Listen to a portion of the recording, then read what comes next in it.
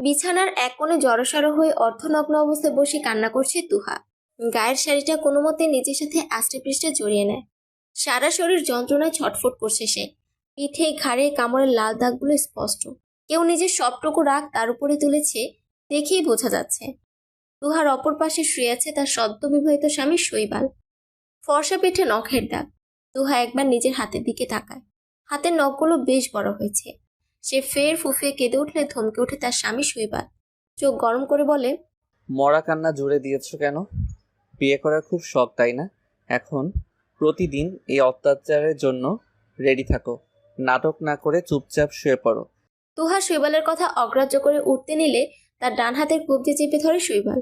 ঘুম ঘুম চোখে টেনে তুহাকে তার পাশে শুয়ে দেয়। তুহা ছটফট করলে তাকে শক্ত করে চেপে ধরে তার উন্মুক্ত বক্ষে মাথা রেখে চোখ বন্ধ করে। তুহার কাছে সবকিছু অসহ্যকর লাগছে। মুখে হাত চেপে ঢুকরে কেঁদে ওঠে সে। তার সুন্দর গোছানো জীবনটা কি থেকে কি হয়ে গেল। তুহা চোখ বন্ধ করে তার বাবার কথা ভাবে। উনি সুস্থ আছে? এখন কি করছে? চোখ বন্ধ করতেই তার জীবনের বীভৎস অতীতের ঘটনা মনে পড়ে। তুহার বয়স যখন 14 বছর তখন তার মা মারা যায়। তার বাবা নুরুল পাটোয়ারি মেয়ের সুখের কথা চিন্তা করে দ্বিতীয়বার আর বিয়ে করেনি। তুহার চাচা চাচি, চাচাতো ভাই আর তার পিতা মিলে তাদের সংসার। তার চাচাতো ভাই রাফি সারাদিন পথে ঘাটে বখাটেপনা করে, রাতে মদ খেয়ে বাড়ি ফেরা নিত্যদিনের কাজ।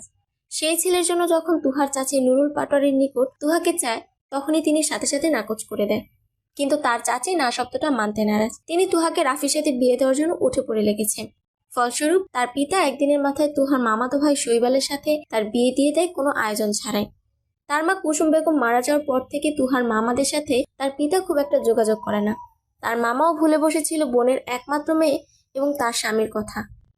শৈবালের মা তার জন্য পাত্রীর খোঁজ করলে তুহার কথা জানায় তাদের বাড়ির পাশের একজন। দেখতে গিয়ে জানতে পারে তার একমাত্র ননদিনীর মেয়ে তুহা। তৎক্ষণাৎ তারা বিয়েতে রাজি হয়ে গেলে নুরুল পাটোয়ারি আর নাকচ করে না। তুহা বাবার অনুরোধের কাছে হয় পরাজয়, কিন্তু বেঁকে বসে শৈবাল। সে কিছুতেই এখন বিয়ে করতে রাজি নয়। তার মা আফসানা বেগম কান্নাকাটি করে সুইসাইডের ভয় দেখিয়ে ছেলেকে রাজি করায়। বিয়েতে রাজি হলেও মনে মনে সাংঘাতিক রেগে যায় সে, যার ফলে সমস্ত রাগ গিয়ে রাতে পড়ে তুহার উপরে। সবকিছু ভেবে দীর্ঘশ্বাস ফেলে সে। তার সাথে কোনো অন্যায় সে কখনো মেনে নিবে না। এক পলক শৈবালের দিকে তাকিয়ে ঘৃণায় মুখ ফিরিয়ে নেয়। একসময় তার বাহুডোরেই ঘুমিয়ে পড়ে সে। রোদের তেজে চোখ বন্ধ করে রাখা দুষ্কর ঠেকছে তুহার নিকট। চোখ পিটপিট করে তাকে অন্য পাশে ফিরতে গেলে শরীরের ব্যথায় কুকড়ে ওঠে তুহা। চোখ মেলে তাকাতেই নজরে পড়ে শৈবালের ফর্সা মুখখানা। মনে করার চেষ্টা করে এই ছেলেটা কে, সে এখানে কি করছে। সবকিছু মনে পড়তেই তার দিকে তাকিয়ে দীর্ঘশ্বাস ফেলে তুহা। শৈবালের বাঁধন থেকে নিজেকে আলগা করে শরীরে বিয়ের শাড়িটা জড়িয়ে উঠে পড়ে সে। জামা কাপড় নিয়ে ওয়াশরুমে ঢুকে। শরীরে পানির স্পর্শ লাগতেই সারা শরীর জ্বলে ওঠে তার। দাঁতে দাঁত চেপে সহ্য করে গোসল করে রুম থেকে বের হয় তুহা। শ্বশুরবাড়ির প্রথম দিন তুহা বেশ ভয়ে ভয়েই আছে। এইবারে মানুষগুলো চেনা হয়েও বড্ড আছে না। মানুষগুলো কেমন হবে, কিভাবে তাকে নেবে সেই চিন্তায় সে অস্থির। তুহা আস্তে আস্তে ড্রয়িং রুমে আসে। সেখানে আগে থেকে বসেছিল তার মামি মানে শাশুড়ি মা। তার সাথে আরো 2-3 জন মহিলা বসে আছে। তুহা সেখানে যেতেই সবার নজর এসে পড়ে তার দিকে।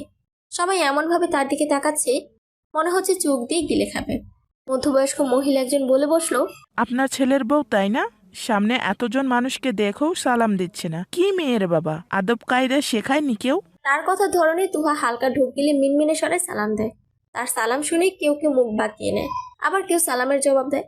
তাদের মধ্যে থেকে আরেকজন মহিলা বলে ওঠে, আপনার বৌমার গায়ের রং তো ফর্সা আছে, তা বাপের বাড়ি থেকে কি কি দিল শুনি?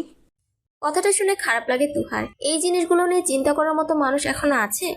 তার মামি কি এই কথার জবাব দিবে? তুহা অস্বস্তি নিয়ে তার দিকে তাকালে তিনি বলেন, তুহা আমার ননদের মেয়ে, মানে আমার মেয়ের মতো। আর আমি যদি আমার মেয়ে পিউরে বিয়ে দেই তাহলে কখনোই যৌতুক দিব না। যেখানে আমার মেয়ের জন্য যৌতুক দিব না, সেখানে আরেক মেয়েকে কিভাবে যৌতুক নিয়ে ঘরে আনবো? আপনারা আমার শৈবালের বউকে দেখতে এসেছেন, দেখা হয়ে গেলে দয়া করে চলে যান। আমি আর আমার তোহা কেউই এসব শোনার জন্য প্রস্তুত না। মায়েদের কথাগুলো হয়তো এরকমই হয়। তুহা প্রশান্তিতে আবেশে চোখ বন্ধ করে ফেলে। ওই মহিলারা চোখ মুখ কালো করে উঠে চলে যায়। তুহা তখনও দাঁড়িয়ে থাকে। আফসানা বেগম উঠে এগিয়ে আসে তার দিকে। হাত টেনে টেবিলে বসাতে বসাতে বলে, খাবি আয়। এসব কথা একদম কানে নিবি না, এরা থাকেই এসব বলার জন্য। তুহা কিছু বলে না, নীরবে সম্মতি জানায়। আফসানা বেগম তুহাকে বিভিন্ন ধরনের কথা বলছে আর তুহা সেসব মনোযোগ সহকারে শ্রবণ করছে। তার খাওয়ার মাঝে নিচে নেমে আসে শৈবাল। তাকে নামতে দেখে আফসানা বেগম বলে, তুই এখন বের হবি শৈবাল? কিছু খেয়ে যা বাপ, না খেয়ে সকালে বের হয় না। শৈবাল মায়ের কথাতে তার দিকে পূর্ণ দৃষ্টিতে তাকায়, অতঃপর শ্লেষাত্মক হাসি হেসে বলে, যাকে নিয়ে এসেছো তাকে খাওয়াও। আমার বিন্দু মাত্র ইচ্ছে নেই তার পাশে বসে খাওয়ার। অপমানে চোখ টলমল করে ওঠে তুহার, গলায় পরোটা আটকে যায়। বহু কষ্টে সেটা গিলে নেয় সে। সামনে তাকিয়ে দেখে শৈবালের প্রস্থান। ছেলের কথা শুনে মুখ কালো হয়ে যায় আফসানা বেগমের। আর চোখে একবার তুহার দিকে তাকায়। মাহারা মেয়েটার জন্য বড্ড মায়া হয় তার। তুহা প্লেটে কোনো রকম হাত ধুয়ে উঠে যেতে নিলে আফসানা বেগম শুধায়। না খেয়ে ওঠে না তোহা।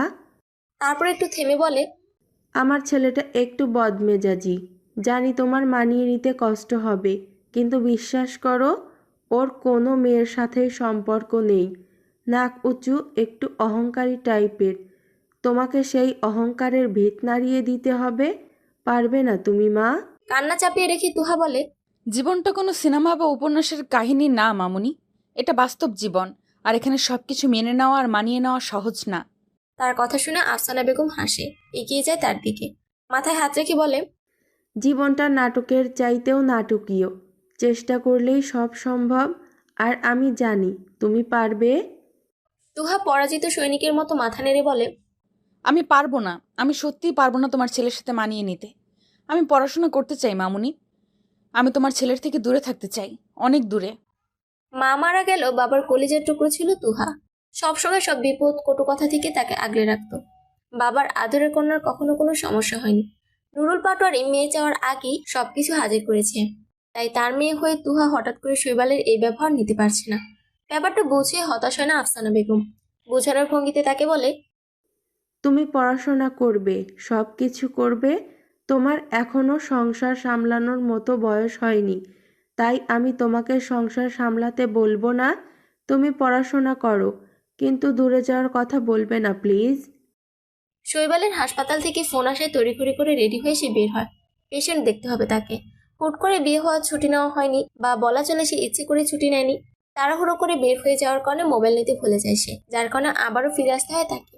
দরজাতে পা রাখতে মায়ের কথা শুনে ভ্রু কুঁচকে তাকায় সে। গম্ভীর স্বরে বলে, 20 লক্ষ কাবিন রেখে বিয়ে করেছি। বিয়ের পরের দিন বউ দূরে চলে যাওয়ার জন্য না, আগে টাকা উসুল করা হবে, তারপর যেখানে ইচ্ছে যাওয়া হবে। জোর করে বিয়ে করিয়ে এখন তোমার আদরের বউটা চলে যেতে চাইছে কেন মা? বিয়ে করার স্বাদ পেতে হবে না? শৈবাল কথা শেষ করে প্রস্থান করে। এদিকে চোখ মুখ শক্ত করে দাঁড়িয়ে থাকে তুহা। শৈবালের কথাগুলো তুহার নিকট অনেকটাই এরকম লেগেছিল। তুহার বাবা তুহাকে শৈবালের কাছে বিক্রি করে দিয়েছে। এখন শৈবাল যেভাবে ইচ্ছে সেভাবে তাকে ব্যবহার করবে। কথাগুলো ভেবেই তুহা নিজেকে সামলে মনে মনে ভাবে, আপনার মনে কি চলে আমি জানি না, তবে যদি ভেবে থাকেন আপনার ইচ্ছা মতো আমাকে চালাবেন, তাহলে আপনি ভুল মিস্টার শৈবাল শাহরিয়ার। আমি আপনার কাছেই থাকবো, আর প্রতিটা মুহূর্তে আপনাকে অনুভব করাবো আমি কি জিনিস। আমাকে অবলা ভেবে ভুল করবেন না। কথাগুলো মনে মনে ভেবে তুহা পুনরায় আফসানা বেগমের দিকে তাকায়। তিনি ছেলের যাওয়ার দিকে তখনও তাকিয়েছিলেন। তুহা হালকা কাশি দিয়ে তার মনোযোগ আকর্ষণ করে বলে, আমার ক্লাস আছে মামুনি, আমি কি ভার্সিটিতে যেতে পারবো, নাকি এখানেও তোমার নাক কুচো ছেলে বাধা দিবে? তুহার কথায় আফসানা বেগম থতমত খেয়ে যায়, আমতা আমতা করে আওড়ায়, আজকেই যেতে হবে? আচ্ছা থাক, যেতে পারিস, তবে শৈবাল বের হয়ে যাক, তারপর গেলেই হবে। আফসানা বেগমের কথা শুনে হাসে তুহা। শৈবাল পুনরায় আবার ফিরে এসেছে কেন তা জানে না সে, তবে কোনো কিছু ফেলে রেখে গিয়ে সেটা যে এখন নিতে এসেছে তা বুঝেছে। তুহা কিছু না বলে সোজা উপরে যায়। ততক্ষণে শৈবাল মোবাইল হাতে ফিরে এসেছে। সিঁড়ির শেষ মাথায় তাদের দেখা হয়। তুহা শৈবালকে দেখে এমনভাবে চোখ ফিরিয়ে নেয় যেন শৈবালের জায়গায় সেখানে কোনো একটা আবর্জনা পড়ে আছে। তাকে এড়িয়ে গিয়ে ক্ষান্ত হয়নি সে, বরং শৈবালকে শুনিয়ে শুনিয়ে বলে, অসভ্য ইতর, একটা ছেলে কখনো কাউকে বিয়ে করার যোগ্য হতেই পারে না। তুহার কথা শুনে শৈবালের পা থেমে যায়। হতবাক হয়ে চেয়ে থাকে তুহার দিকে। তুহা এখন মাত্র কয়েক সিঁড়ি উপরে উঠেছে। ঠিক তখনই শৈবাল হুঙ্কার ছাড়ে, দাঁড়াও। এই মেয়ে, কি বললে তুমি? তুহা শৈবালের ডাক শোনা তাকে সম্পূর্ণ এড়িয়ে গিয়ে রুমে ঢুকে যায়। শৈবালের মাথায় তখনও তুহার বলা কথাটা ঘুরঘুর করতে থাকে। রাগে মাথা ফেটে যাচ্ছে তার। মেয়েটার কত বড় সাহস, তাকে কথা শোনাতে আসে। তার তাড়া আছে কারণে, না হলে সে মেয়েটাকে ভালো করে বুঝিয়ে দিত শৈবাল কি জিনিস। তুহা ভার্সিটির চত্বরে উপস্থিত হয়ে আশেপাশে তাকায়। পরিচিত কারো মুখ না দেখেই হতাশ হয়ে ক্লাসরুমের দিকে এগোয় তুহা। অবিশ্বাস্য যে তাদের দলের কাউকে তুহা দেখেনি। তুহা ক্লাসে গিয়ে বসতে একে একে 5 জন ঘিরে ধরে থাকে। তাদের মধ্যে শান্ত ও বিচলিত স্বরে আওড়ায়। কালকে থেকে তোর ফোন বন্ধ কেন তুহা? কোন চিপায় পড়ে থাকিস যে ফোনের দিকে ধ্যান থাকে না? উত্তর দেয় না তুহা। তাকে ঘিরে পাঁচজনে বসে পড়ে। ইকরা বলে ওঠে, তোর হঠাৎ কি হলো ভাই? কথা বলছিস না কেন? শান্তকে বেশ খানিকটা অশান্ত দেখায়। তাদের মধ্যে সব থেকে বুদ্ধিমান ছেলে হলো শান্ত, আর মেয়েদের মধ্যে তুহা আর ইফা। ইফা তাদের ছেলে বন্ধুদের দিকে তাকিয়ে শুধালো। তোরা ক্লাসে বস, আমরা একটু কমন রুমে যাই। হিমেল, শান্ত আর রাতুল অবাক হয় ইফার কথায়। ওরা কিছু বলতে গেলে শান্ত চোখ দিয়ে ইশারা করে চুপ থাকতে বলে। ইফা আর ইকরা তুহাকে নিয়ে কমন রুমের দিকে চলে যায়। এই এতটুকু সময় তুহা চুপচাপ থাকে। কমন রুমে গিয়ে ইফা তুহাকে একটা বেঞ্চে বসে আলতো করে গালে হাত দিয়ে বলে, কি হয়েছে পাখি, তোকে এমন দেখাচ্ছে কেন? তুহা কিছু না বলে নিচের দিকে তাকায়। ইফা খানিকটা অবাক হয়ে আরেকটু নরম স্বরে আওড়ায়, তোর গলায় গুলো কিসের দাগ তুহা? কথা বলছিস না কেন? তুহা নিজেকে সামলাতে পারে না। ইফাকে জড়িয়ে ধরে ফুফিয়ে কেঁদে ওঠে। তার কান্না দেখে নরম মনের ইকরাও কেঁদে ফেলে। সবকিছু তার মাথার উপর দিয়ে যাচ্ছে। তারপরও প্রাণপ্রিয় বান্ধবীর কষ্ট তার সহ্য হচ্ছে না। ইকরা একটুখানি এগিয়ে গিয়ে তুহার মাথায় হাত রেখে তাকে শান্ত করার চেষ্টা করে। প্রায় 10 মিনিট কেঁদে তুহা খানিকটা শান্ত হয়। ইফা তাকে পানি খেতে ইশারা করে তার হাতে পানির বোতল এগিয়ে দেয়। তুহা ঢকঢক করে পুরো বোতল খালি করে। ইকরা কিছুটা নড়ে চড়ে তার পাশে বসে বলে, কি হয়েছে তোর? এভাবে কান্না করছিস কেন? তুই কি ছ্যাঁকা খেয়েছিস? ইকরার অবান্তর কথা শুনে চোখ রাঙায় ইফা। তুহা উত্তর দেয় আরো 2 মিনিট পরে। মৃদু স্বরে বলে, আমার বিয়ে হয়ে গিয়েছে কাল। সব কিছু শেষ হয়ে গিয়েছে ইফা, সব কিছু। আমার সাজানো গোছানো জীবনটা নষ্ট করে দিবে ওই ছেলেটা। তুহার কথা শুনে যেন ইফার ইকরার মাথায় যেন আকাশ ভেঙে পড়েছে। লাস্ট কোন দিন তারা এত অবাক হয়েছে জানা নেই। ইফা সামান্য একটা ঢোক গিলে বলে, কি হয়েছে খুলে বলবি? কাল থেকে হঠাৎ করে গায়েব হয়ে গিয়েছিস, আজ এসে বলছিস তোর বিয়ে হয়ে গিয়েছে। বিয়ে জিনিসটা এত সহজ? তুহা একটা দীর্ঘশ্বাস ফেলে বলে, জীবনটা যদি হয় তুহা পাটোয়ারের, তাহলে সবই সম্ভব। তুহা, ইফা আর ইকরাকে গতকাল থেকে আজকে পর্যন্ত ঘটা সব ঘটনা বলে। তাদের বিয়ে থেকে শুরু করে শৈবালের প্রতিটা আচরণ সম্পর্কে অবগত করে তাদের। সবটা শুনে ইকরা বেফাসে বলে ফেলে, ভাই, তোর জামাই তো আস্ত একটা বেয়াদব। মানুষের পশুর মতো আচরণ করছে কেন? তুহা প্রত্যুত্তর করে না। ইফা ঠোঁট কামড়ে চিন্তিত স্বরে বলে, তোর জামাই কি করে? ডাক্তার। তুহার জবাবে অবাক হয় দুজনে। ইকরা দাঁতে দাঁত চেপে বলে, আমি তো ভেবেছি তোর বাপ কোনো অশিক্ষিত কাঙ্গালের সাথে তোকে বিয়ে দিয়ে দিয়েছে। এখন তো ধারণা বদলে যাচ্ছে। তুহা জবাব দেয় না। এদিকে টেনশনে ইফার মাথা ফেটে যাচ্ছে। ওই মানুষটাকে সে কিভাবে বলবে তুহার বিয়ের কথা? ছেলেটা যে মরে যাবে, তার ভাবনার মাঝেই তাদের ডাক পড়ে। তুহা নিজেকে স্বাভাবিক করে কমন রুম থেকে বের হয়। শান্ত, হিমেল আর রাতুল বাহিরে দাঁড়িয়ে আছে। ওরা বের হতেই তিনজনে এগিয়ে আসে। রাতুল তুহার মুখের দিকে ব্রু কুঁচকে তাকিয়ে বলে, কি রে ড্রামা কুইন, কান্না করছিস কেন? তুহার উত্তর ভেসে আসে ইকরার মুখ থেকে, গতকালকে তুহার বিয়ে হয়েছে। শান্তর হাতে পানির বোতল ছিল। ইকরার কথা শুনে বোতলটা হাত থেকে খসে নিচে পড়ে যায়। আকস্মিক কথাটা তার বিশ্বাস হয়নি। তারপরও ভয়ে ভয়ে বলে, এটা কি সত্যি তুহা? এবারও হ্যাঁ বলে ইকরা উত্তর দিলে তাকে জোরে ধমকে ওঠে শান্ত। রাগত স্বরে আওড়ায়, তোকে জিজ্ঞেস করেছি আমি? যাকে প্রশ্ন করেছে সে উত্তর দেবে। তোর ননস্টপ বকবকানি দয়া করে বন্ধ কর। শান্তর ধমকে ইকরা ইফা দুইজনেই কেঁপে ওঠে। শান্ত রেগে গেলে হুঁশ থাকে না ভেবে তুহা ফোঁস করে একটা নিঃশ্বাস ফেলে বলে, এতে এত রিয়েক্ট করার কি আছে শান্ত? যেটা সত্যি সেটাই বলেছি ইরা। তুহার কথায় শান্ত আরো রেগে যায়। কিছু বলতে গেলে হিমেল বাধা দিয়ে বলে, তুই হঠাৎ কাউকে না জানিয়ে এভাবে বিয়ে করার মানে কি? কোনো মানে বলতে ইচ্ছে করছে না আমার। কথাটা বলে ক্লাসের দিকে এগিয়েছে তুহা। তখনই তার ফোনে একটা অপরিচিত নাম্বার থেকে মেসেজ আসে। মেসেজটা দেখে তুহার রেগে দাঁতে দাঁত চেপে ধরে। সেখানে গুটি গুটি অক্ষরে লেখা ছিল, বিয়ে করেছো, নতুন বউদের মতো 3 দিন বাড়ি থেকে বের হবে না। সেটা না করে বিয়ের পরের দিনই ভার্সিটি গিয়ে হাজির। নতুন বউ নতুন বউয়ের মতো থাকো, না হলে পরে পস্তাতে হবে মিসেস। ক্লাস শেষ করে বাড়ি ফিরতে ফিরতে বিকেল 5টা বাজে তুহার। বলা যায় সে ইচ্ছে করেই দেরি করে ফিরেছে। তুহার ড্রয়িং রুম পার হয়ে উপরে যাওয়ার সময় কিছু শব্দ ভেসে আসে তার কানে। তৎক্ষণাৎ সে থেমে যায়। পেছনে ফিরে তাকিয়ে দেখে শৈবালের ছোট বোন প্রিয় দাঁড়িয়ে আছে। তাকে ফিরতে দেখে ব্রুকুচকে পুনরায় একই কথা আওড়ায়, তোমার আসতে তো দেরি হলো কেন? মম তোমার জন্য টেনশন করছে। ভাইও বাড়িতে আছে, তুমি এখনো বাইরে শুনে রেগে গিয়েছে। শৈবালের কথা উঠতেই চোখ মুখ শক্ত করে ফেলে তুহা। কঠিন স্বরে শুধায়, তোমার ভাইয়ার রাগকে আমি কেয়ার করি না, চুলোই যাক তার রাগ। কথাটা বলে 1 মিনিটও সেখানে দাঁড়ায় না সে। হনহন করে নিজ কামরায় চলে যায়। শৈবাল বাড়িতে, মানে এখন রুমেই আছে হয়তো। তুহা নিজেকে যথেষ্ট শক্ত করার চেষ্টা করে। শৈবালের সামনে কান্নাকাটি করলে সে তাকে আরো বেশি দুর্বল ভাবতে পারে। এত সহজে সে সবকিছু মেনে নেবে না। শৈবালের টর্চার তো আরো আগে না। তুহা রুমে ঢুকতে শৈবালের ঝাঁচালো কণ্ঠ কানে আসে। পৃথিবীর কোন মেয়েটাকে দেখেছো বিয়ের পরের দিন ঢ্যাং ঢ্যাং করে ভার্সিটি গিয়ে উঠতে? তুহা নির্বিকার চিত্তে উত্তর দেয়। আমাকে দিয়ে দেখে নিন, আমি হয়তো সেই মেয়েটা। তুহার উত্তরে আরো বেশি রেগে যায় শৈবাল। উঠে তার দিকে তেড়ে আসতে নিলে 2 পা পিছিয়ে যায় তুহা। রাগত স্বরে বলে, খবরদার আমার কাছে আসবেন না। যদি ভেবে থাকেন আমাকে বিয়ে করে আপনি আমার স্বাধীনতা কিনে নিয়েছেন, তাহলে ভুল ভাবছেন। আমি পড়াশোনা করব এবং আমার মতো করে চলবো, সেখানে আপনি কিছু বলার কেউ না। তুহার কথা শেষ হতে হো হো করে হেসে ওঠে শৈবাল। তুহা অবাক হয়ে তার দিকে তাকালে শৈবাল এগিয়ে আসে তুহার দিকে। তুহার কোমরে হাত রেখে তাকে নিজের সাথে মিশিয়ে নিয়ে ফু দিয়ে কপালের বেবি হেয়ারগুলো সরিয়ে দিয়ে মুচকি এসে আওড়ায়। আমি তোমার কেউ না কথাটা কিভাবে বলতে পারলে জান? আমি তোমার হাজবেন্ড, এবং বিয়ের পর মেয়েরা হাজবেন্ডের কথা শুনেই চলে। তুহা নিজেকে ছাড়িয়ে নিতে চাইলে শৈবাল আরো শক্ত করে চেপে ধরে থাকে। সে নিজেকে ছাড়াতে না পেরে সব রাগ কথার মাঝে ছেড়ে দিয়ে বলে, আর হাজব্যান্ড যদি জালিম টাইপের হয় তাহলে কি করা উচিত? তুহার কথায় আবার হাসে শৈবাল। তার সুন্দর হাসিটাকেও এখন সবচেয়ে কুৎসিত লাগছে তার নিকট। মুখ ফিরে নেয় তুহা। শৈবাল তুহার উন্মুক্ত উদরে 2 আঙ্গুল দিয়ে স্লাইড করতে করতে বলে, হাজবেন্ডকে এসব কথা বলতে নেই জান।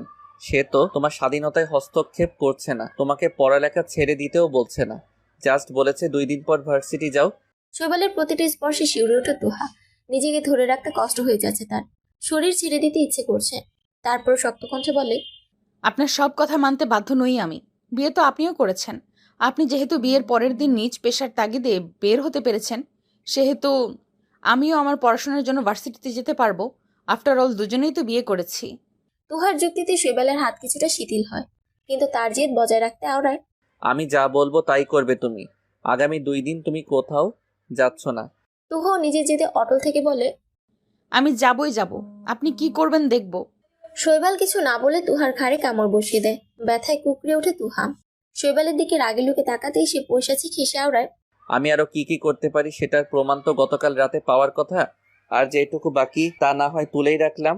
পারেনি তো শুধু কাপুরুষদের মতো নিজের পুরুষত্ব জাহির করতে। এছাড়া আপনার দ্বারা কোনো কাজ সম্ভব বলে আমার মনে হয় না। তুহার কথায় বেশ গায়ে লাগে শৈবালের। রাগেই কপালের রগ ফুলে ওঠে। তুহাকে দৌড়ে সরিয়ে দিয়ে রুম থেকে বের হয়ে যায়। যাওয়ার সময় শব্দ করে দরজা লাগিয়ে নিজের রাগ সম্পর্কে তুহাকে অবগত করতে চায়। পুরো সময়টাতেই তুহা ছিল নির্বিকার। শৈবালের সাথে এই ধরনের ব্যবহার করতে তার নিজেরও খারাপ লাগে, কিন্তু তার অহংকারী সত্তার কথা মনে পড়লেই সব রাগ পুরোপুরি উড়ে যায়। শৈবালের সাথে সে কখনো সংসার করতে পারবে কিনা জানা নেই, কিন্তু সে চেষ্টা করবে।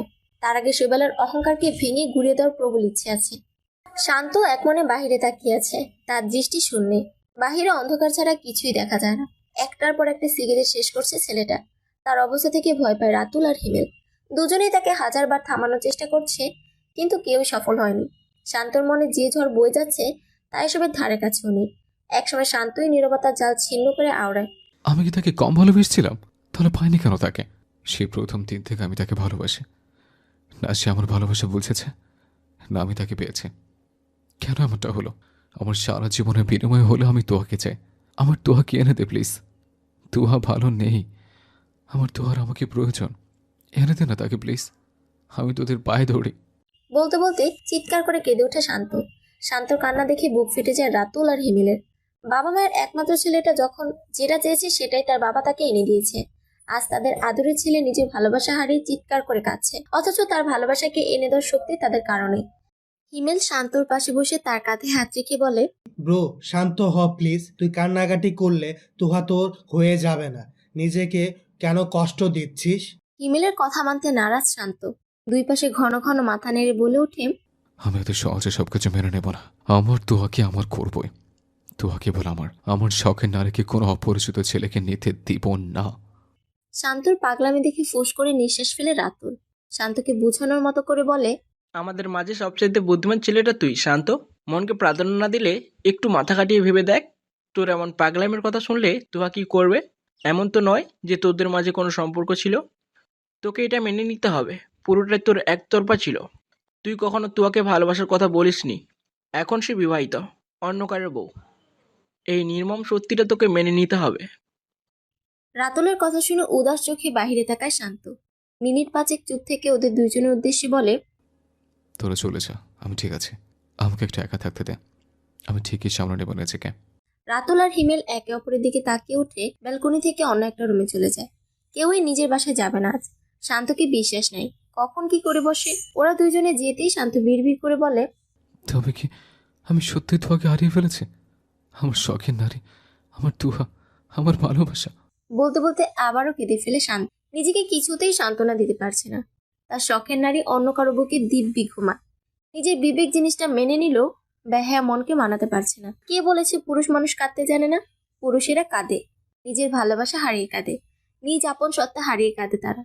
কাউকে নিজের ব্যথা বলতে পারে না। এই ব্যথা যে কোনো ওষুধেই সারে না। এতটা নিঃস্বার্থভাবে ভালোবেসে যখন থেকে পায়নি, তাহলে কি সেই মেয়েটাকে তার থেকেও বেশি কেউ চেয়ে নিয়েছে? না চাইতেও পেয়ে যাওয়া তার শখের নারীর কদর করতে পারবে তো ওই ডাক্তার সাহেব? এসব ভেবেই নির্ঘুম রাত্রি কাটে শান্ত। ফজরের আজান যখন দেয় তখনও তার চোখে পানি টলমল করে। সারা রাত ছেলেটা কেঁদেছে। স্টাডি রুমটা ঘুরে ঘুরে দেখছে তুহা। সারা রুম জুড়ে বিভিন্ন রকম বইয়ে ঠাসা, বেশিরভাগই ইংরেজি লেখকদের বই। আবার শৈবালের ছাত্রজীবনের প্রতিটা বই আছে। সেগুলো ঘুরে ঘুরে দেখছে সে। মূলত রুমে শৈবাল আছে, কি জানে কাজে ব্যস্ত সে। শৈবালকে এড়িয়ে চলতে এখানে আসা তার। রাত তখন 10:30 বাজে। এ বাড়িতে এতগুলো প্রাণ আছে, অথচ কারোর সাথেই তেমন সখ্যতা নেই তুহার। শৈবালের ব্যবহারের মনটা সবসময় বিষিয়ে থাকে। কারোর সাথে সখ্যতা গড়ে তোলার ইচ্ছে হয় না। তুহা যখন এসব আকাশ পাতাল ভাবছে, তখনই সেখানে উপস্থিত হয় শৈবাল। দৌড় খোলার শব্দে তুহা সেদিকে ফিরে। শৈবাল তুহাকে এখানে দেখে খানিকটা অবাক হয়। মেয়েটার তখনকার করা অপমান সে ভুলেনি। তাকে কিনা বলে সে কাপুরুষ। কাপুরুষ কি জিনিস এবার হাড়ে হাড়ে টের পাওয়াবে তাকে। শৈবাল তুহাকে এড়িয়ে গিয়ে একটা বই নিয়ে চেয়ারে বসে পড়ে। তুহা কিছু একটা ভাবে। শৈবালকে দিয়ে কাজ করানোর ইচ্ছে হয়। খুব তো হাজব্যান্ড করে মুখে ফেনা তুলেছে, এবার না হয় হাজব্যান্ডের দায়িত্ব পালন করা শুরু হোক। সব ভেবে মুচকে হাসে তুহা। যেচে এগিয়ে যায় শৈবালের দিকে, ধীর স্বরে আওড়ায়, আমার বই লাগবে, কখন এনে দিতে পারবেন? কথাটা চমকে ওঠে শৈবাল। বোকা বোকা চাউনিতে তাকায় তুহার দিকে। মেয়েটা এতটা স্বাভাবিকভাবে কথা বলছে কিভাবে? তাকে অপমান করে এখন মজা নিতে আসছে না তো?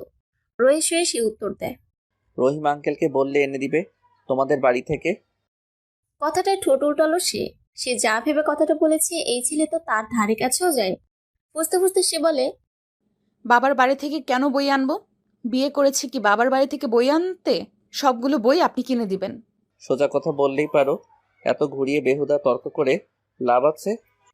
ফুসতে ফুসতে সে বলে, রেগে যায় তুহা। তাকে কিনা বলে সে বেহুদা তর্ক করেছে? কত বড় সাহস!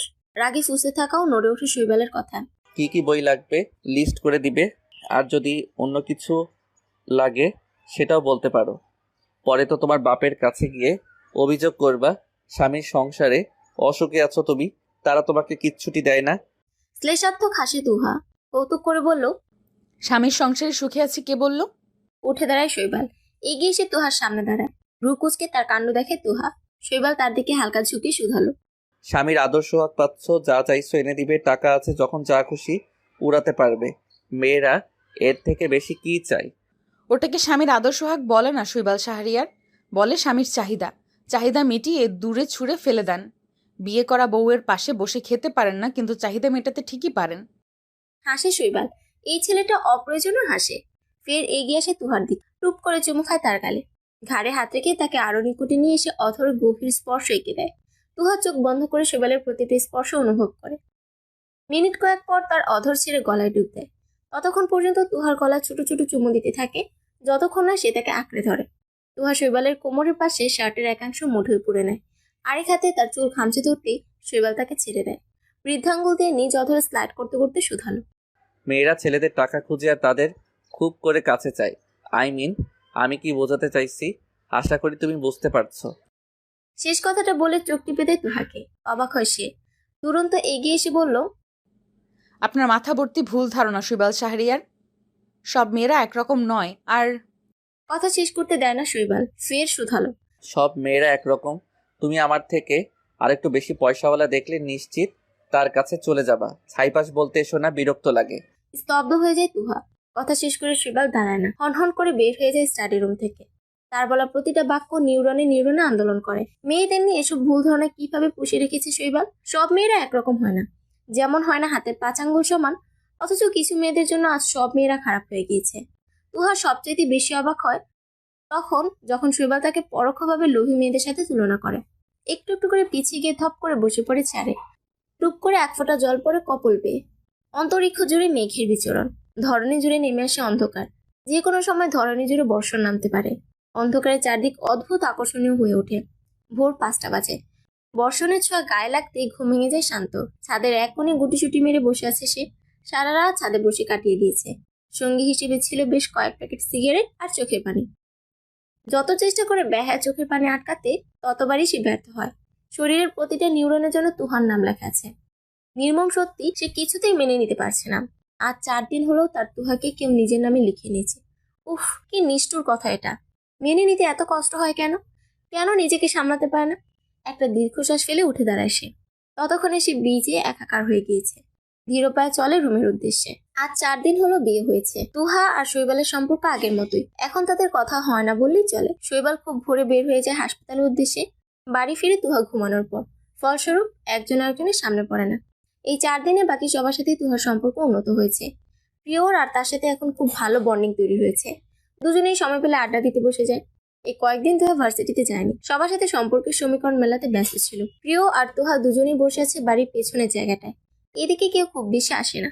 নিরিবিলিতে বসে থাকা যায়। এখানে আসলে মন ফুরফুরে মেজাজের হয়ে যায়। প্রিয় কথার মাঝে হঠাৎ বলল, ভাইয়ার এই জায়গাটা দারুণ পছন্দের। বাড়িতে থাকলে সে তার অর্ধেক সময়টা এখানেই কাটায়। শৈবালের কথা ওঠায় থেমে যায় তুহা। তার চঞ্চলতায় ভাটা পড়ে। শির দ্বারা বেশ শীতল স্রোত বয়ে যায়। এই একটা মানুষ যাকে সে মনে প্রাণে ঘৃণা করতে চায়, কিন্তু কোথাও যেন একটা বাধা পড়ে। বিয়ে নামক পবিত্র বন্ধনের এতটা শক্তি। তুহা ক্রমেই কেমন যেন নেতিয়ে পড়ছে শৈবালের দিকে। বহু কষ্টে নিজেকে কন্ট্রোল করে রেখেছে। ওই মানুষটার রাগী কথা, অপমানের বিনিময়ে সে তাকে অপমানই করতে চায়। এখন তো তাদের কথাও হয় না। কতদিন এভাবে চলবে কে জানে। তুহা চুপচাপ বসে আছে। তখন তার ফোন বেজে ওঠে। ফোনের শব্দে চমকে উঠে ধ্যান ভাঙে তার। ফোন তুলতে তুলতে কেটে যায় কল। অবাক হয় তুহা। এই সময় তাকে মিসড কল দেয় কে? স্ক্রিনে তাকালে নজরে আসে চেনা নাম্বার।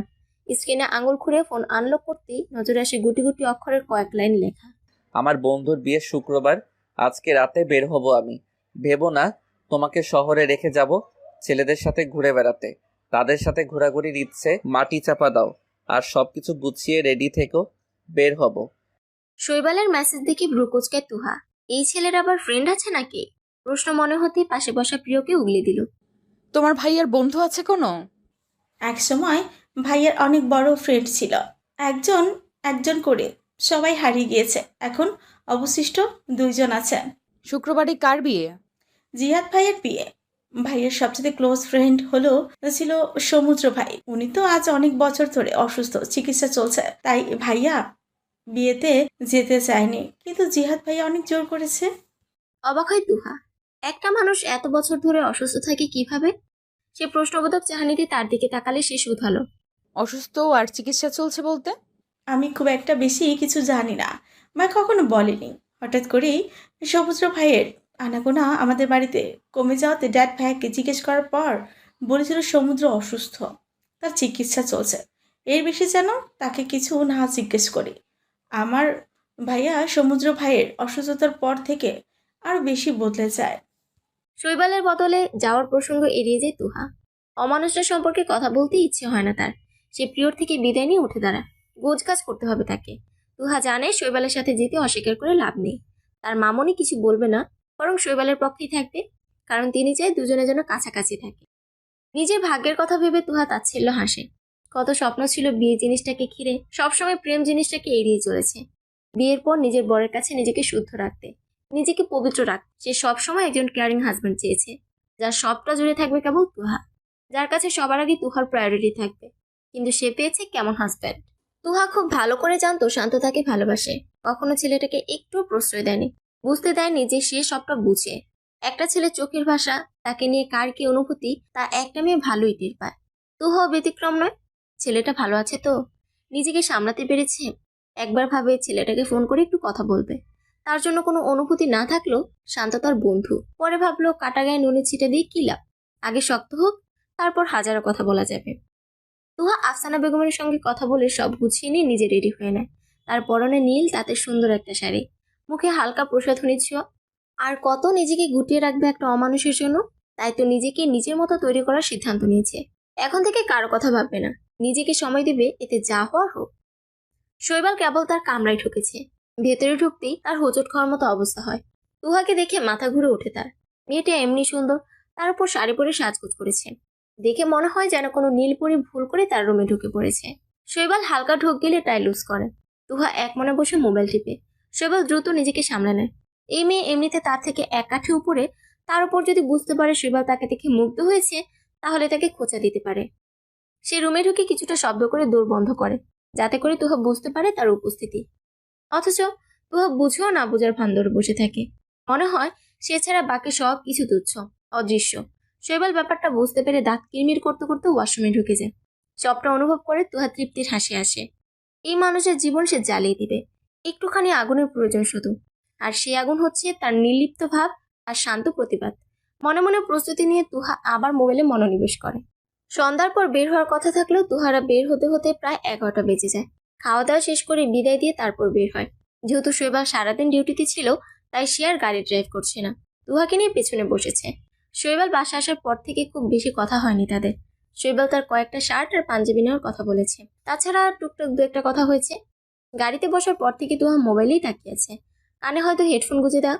তার পাশে একটা জলজ্যান্ত মানুষ বসা, অথচ তাকে উপেক্ষা করে মেয়ে দিব্যি মোবাইলে তাকিয়েছে। ব্যাপারটা সহ্য হয় না শৈবালের, তাকে ইচ্ছে মতো জ্বালাতে ইচ্ছে করতেছে।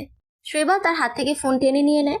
তুহা ভ্রুকুচকে তাকাতেই সে বলে, 20 লক্ষ টাকা কাবিন দিয়ে বিয়ে করেছি, আমাকে ইগনোর করতে?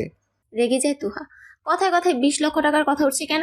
তার রেগে যাওয়ার ভাব ধরতে না দিয়ে মুচকি এসে সে উত্তর দেয়, এটা তো সব মেয়েদের অধিকার। তাছাড়া আপনার মতো জিরাফ পাশে থাকলে কার সাধ্য আছে আপনাকে ইগনোর করার? আপনি তো সিধে আসেন নিজের মূল্য আর উপস্থিতি বোঝাতে। তুহার প্রতিটি কথা খুব গায়ে লাগে শৈবালের। একবার তাকে কাপুরুষ বলে, তো আরেকবার বলে জিরাফ, আবার কিনা বলে সে নিজে থেকে সেধে নিজের উপস্থিতি বোঝায়। কত বড় সাহস এ মেয়ে! চট করে নিজেদের মাঝে দূরত্ব গুছিয়ে এগিয়ে যায় শৈবাল, ডান হাতে গাল চেপে ধরে কঠোরভাবে আওড়ায়, আমার সাথে লাগতে এসো না তুহা পাটোয়ারি, ডানা কেটে মাটিতে ফেলে দিব। তা ছিল হাসি তুহা। ব্যথায় গাল জ্বলে যায়। তারপরও টু শব্দটিও না করে বলে, আপনার সাথে লাগার মতো রুচি আমার নেই। আগে আমার লেভেলে আসেন, তারপরে কথা বলবেন। হতভম্ব হয়ে যায় শৈবাল। বোকা বোকা চোখে তাকিয়ে থাকে তুহার দিকে, হাত শিথিল করে।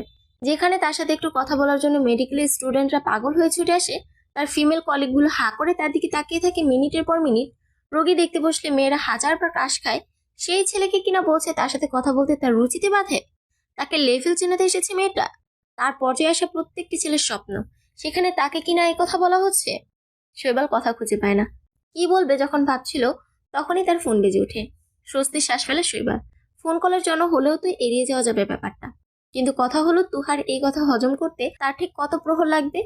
কতদিন পর সে এই কথাটা ভুলবে? আদৌ ভুলবে তো? এসব ভেবেই ফোনে কথা বলে।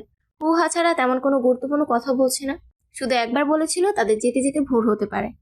তুহা সেদিক থেকে চোখ ফিরিয়ে বাইরে তাকায়। ফর্সাকালে শৈবালের 3 আঙুলের দাগ বসে গিয়েছে। জ্বলন অনুভব করছে ভালোই, জব্দ করে পেরেছে এই ছেলেকে। শৈবাল ফোনে কথা বলা শেষ করলে তুহা হঠাৎ কিছু মনে পড়ার মতো করে বলে, আর শুনুন। শৈবাল জবাব না দিয়ে ভ্রুকুচকে তাকালে তুহা ফের বলে ওঠে, যেখানে যাচ্ছেন সেখানে আপনার বউ হিসেবে আমাকে পরিচয় দিবেন না। যে পুরুষ নিজের স্ত্রীর পাশে বসে খেতে পারে না, সে আমাকে অন্যের কাছে নিজের বউ বলে পরিচয় দিবে, ব্যাপারটা আমি খুব একটা ভালোভাবে নিব না। আশা করি বুঝতে পারছেন। জিহাদদের বাড়ি পৌঁছাতে পৌঁছাতে সকাল 7টা বাজে। রাস্তায় জ্যাম, আর গ্রামের রাস্তা হতে তাদের জায়গা চিনতে অসুবিধা হয়। শৈবাল গাড়ি থেকে নেমে দাঁড়াতেই জিহাদের ক্লান্ত মুখশ্রী নজরে আসে। ছেলেটা বিয়ে বাড়িতে সকল কাজ নিয়ে বিজি, এখন আবার বন্ধুদের রিসিভ করতে দৌড় করে দাঁড়িয়েছে। শৈবাল বন্ধুর দিকে তাকে একগাল হেসে এগিয়ে গিয়ে জড়িয়ে ধরে। তুহা চুপচাপ দাঁড়িয়ে তাদের কাণ্ড দেখছে। দুজনে কথা বলায় ব্যস্ত। হঠাৎ জিহাদ তুহার দিকে তাকিয়ে শুধায়, আসসালামু আলাইকুম ভাবি, কেমন আছেন? ওয়ালাইকুম আসসালাম, ভালো আছি ভাইয়া। টুকটাক কথা হয় তাদের মাঝে। কথা বলতে বলতে তারা ঘরের দিকে এগিয়ে যায়। একটা পাকা দোতলা বাড়ি, দেখে মনে হয় পুরোনো দিনের করা বাড়ি। তুহা চারদিকে তাকায়। এটাই প্রথম সে সরাসরি গ্রাম দেখছে। আশেপাশে যেন শতজতে মোড়ানো সবকিছু। বাড়িতে ঢুকে দেখে সব দিকে মানুষ গিজ গিজ করছে। একজন মধ্যবয়স্ক মহিলা তাদের দিকে এগিয়ে আসলে শৈবাল তাকে সালাম দিয়ে সুন্দর করে কথা বলে। কথা এতটুকু বোঝা যায় উনি জিহাদের মা। শৈবালের ভদ্র সভ্য আচরণ দেখে মুখ বাঁকায় তুহা।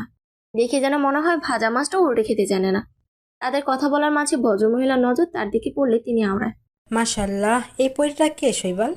তুহা খুব করে বলতে চায় ছেলেটা তার কাজিন হয়, কিন্তু তার আগেই শৈবাল তড়িঘড়ি করে উত্তর দেয়, আমার বউ তুহা শাহরিয়ার। তুহা এক পলক রাগে চোখে তাকায়। ছেলেটাকে পই পই করে বলে দিয়েছে যেন বউয়ের পরিচয় না দেয়। সেখানে সে সবার আগে এটাই বলেছে। তুহা জিহাদের মায়ের সাথে কিছুক্ষণ কথাবার্তা বলে রুমে চলে যায়। শৈবাল অনেক আগেই রুমে গিয়েছে। সে গিয়ে দেখে শৈবাল ফ্রেশ হয়েছে মাত্র। রেগে মেগে তার দিকে এগিয়ে গিয়ে বলে, আপনাকে আমি বলে দিয়েছি না আমাকে বউয়ের পরিচয় দিবেন না, তারপরও আপনি কেন একই কাজ করেন? শৈবাল নির্লিপ্তভাবে উত্তর দেয়। আমার জীবন চলবে আমার রুলসে, তুমি সেখানে কথা বলার কে? খুব করে হাসে তুহা। একটু আগে বউ পরিচয় দিয়ে এখন আবার বলছে তুমি কথা বলার কে? ব্যাপারটা হাস্যকর। চোখ ঝাপটে তাকিয়ে থাকে শৈবাল তুহার দিকে। মেয়েটার হাসি সুন্দর, কিন্তু তার সামনে খুব একটা হাসে না। শৈবাল এগিয়ে গিয়ে এক হাতে তুহার গালে স্পর্শ করে কিছু বলতে নিলে তুহা পুনরায় বলে, সব কিছু ভুলে গিয়ে চলো আমরা দুজনে সুখের সংসার করি। আগের সব ভুলে যাও না তোহা। এরকম কিছুই বলবেন? বিন্দু মাত্র ইচ্ছে নেই এসব বলার। আশা করো নাকি এসব কথা? ছেলে মানুষ তো, তাদের দ্বারা সবই সম্ভব। শৈবাল তুহার কানের কাছে গিয়ে ফিসফিস করে বলে, শৈবাল শাহরিয়ার মেয়েদের মনে প্রাণে ঘৃণা করে বিশেষ। সে কথা আমাকে ঢাকঢোল পিটিয়ে বলার কি দরকার? মানুষটা তুমি, তাই বলতে হয়। ভুল করে যদি পড়ে যাও? কোথায় পড়বো? শৈবাল শাহরিয়ারের প্রেমে। শৈবালের কথায় ফিক করে হেসে ফেলে তুহা। দারুণ মজা পেয়েছে সে। মুচকে হাসি ঠোঁটে রেখে শক্ত কণ্ঠে বলে, আপনার মতো অমানুষের প্রেমে কোনো সুস্থ মানুষ পড়বে না।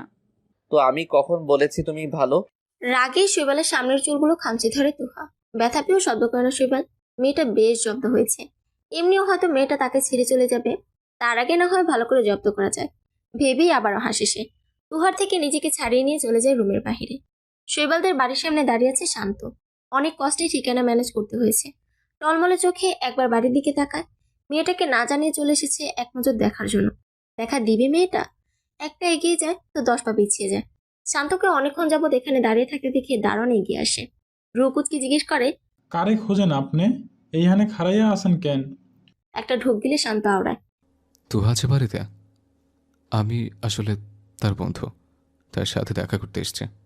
ও আমগো বৌমণি, হ্যাঁ তো বেড়াইবার লাইয়া গেছে আমগো ভাইজানের লোকে। কথাটা শুনে বুকের ভেতর মোচড় দিয়ে ওঠে শান্ত। এত দ্রুত তুহা সবকিছু মেনে নিয়ে সংসারে মন দিয়েছে। তার সাথে এখন ঘুরতে যায়। এত প্রেম কখন হলো? যার জন্য সে কষ্ট পায় সে তো দিব্যি আছে। একদল বন্ধুদের ভিড়ে বসে আছে শৈবাল। সবাই স্বার্থের পাগল। এখানে সবাই তার বন্ধু মহলের হলেও কারোর সাথে খুব বেশি মিশে না শৈবাল। যখন সমুদ্রের অ্যাক্সিডেন্টের পরেও কেউ এগিয়ে আসেনি, তখনই সে সবার থেকে নিজেকে গুটিয়ে নিয়েছে। তার প্রাণপ্রিয় বন্ধু মৃত্যুর সাথে লড়াই করেছিল, তখন কেউ এগিয়ে আসেনি। জিহাদ আর সে না থাকলে এতদিনের সমুদ্রের লাশ পচে গলে যেত।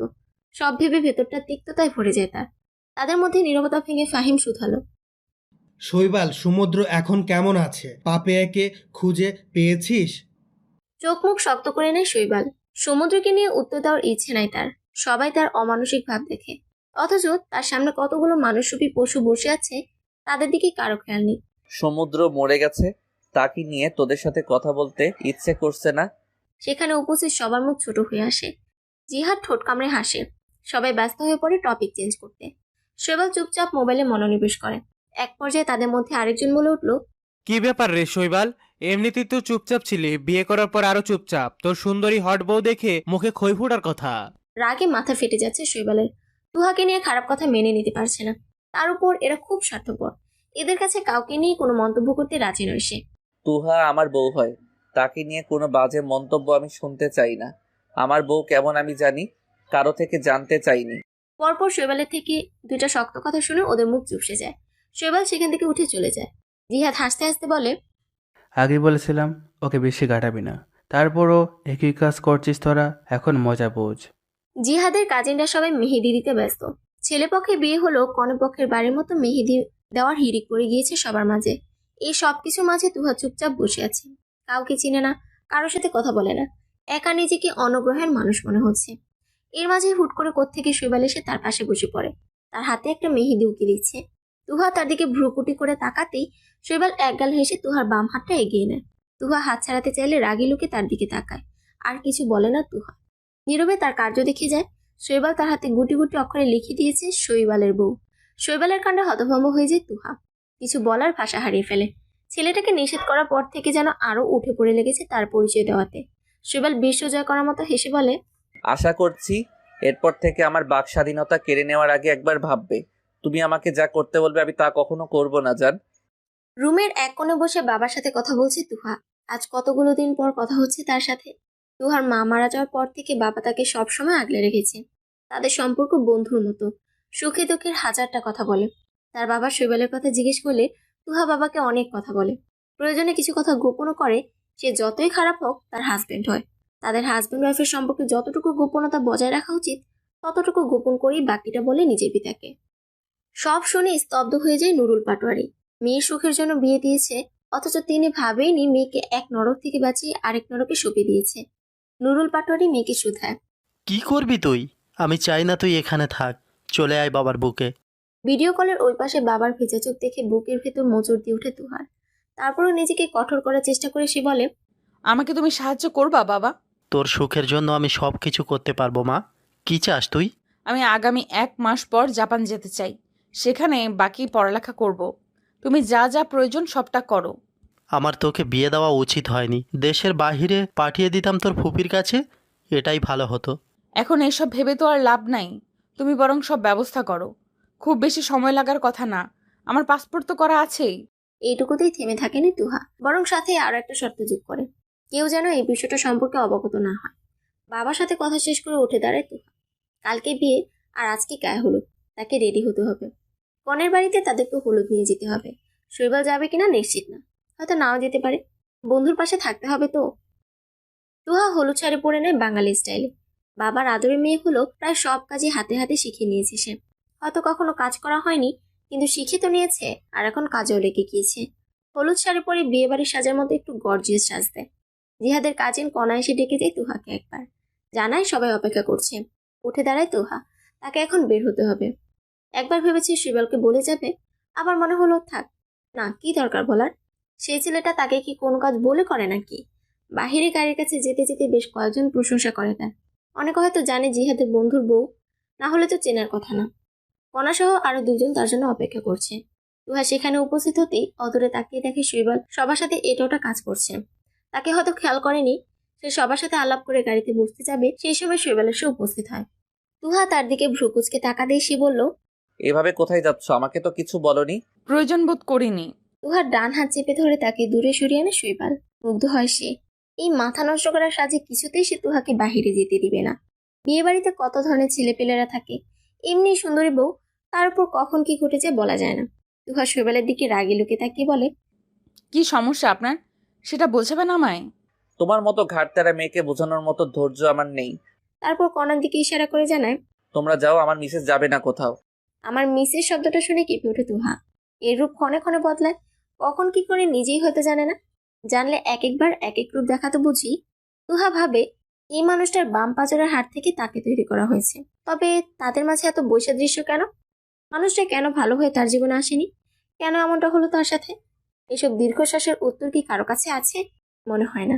শৈবাল তুহার কাজ জড়িয়ে ধরে ফিসফিস করে বলে, আমার থেকে দূরে যেতে চাও যান, যত দূরে যেতে চাইবে তত কাছে আসবে। কেঁপে ওঠে তুহা। একবার ভাবে তার প্ল্যানের কথা শৈবাল জেনে যায়নি তো? না জানলে এভাবে কথাটা বলেছে কেন? এই ছেলে কি মন পড়তে জানে, নাকি আড়াল হতে শুনে নিয়েছে বাবা মেয়ের আলাপ? কে জানে। তবুও তুহা নিজের কঠোরতা বজায় রেখে আওড়ায়, আপনার মতো মানুষের জীবনে কেউ থাকবে না মিস্টার শৈবাল শাহরিয়ার। আপনি মানুষকে আগলে রাখতে জানেন না।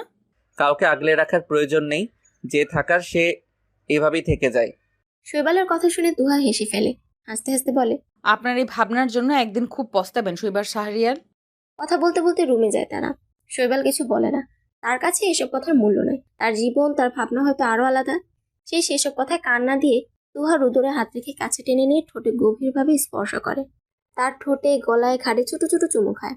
তুহা বাধা দিতে গেলে এক হাত দিয়ে তাকে আটকে দেয়। আস্তে আস্তে শৈবালের স্পর্শ গভীর হতে থাকে, হারিয়ে যায় অন্য এক ভুবনে। সমুদ্র সম্রাট 2 ভাইয়ের মাঝেও সে ছোট। বড় ভাই ওয়াসিম বিয়ে করে বউ নিয়ে আমেরিকায় সেটেল হয়েছে।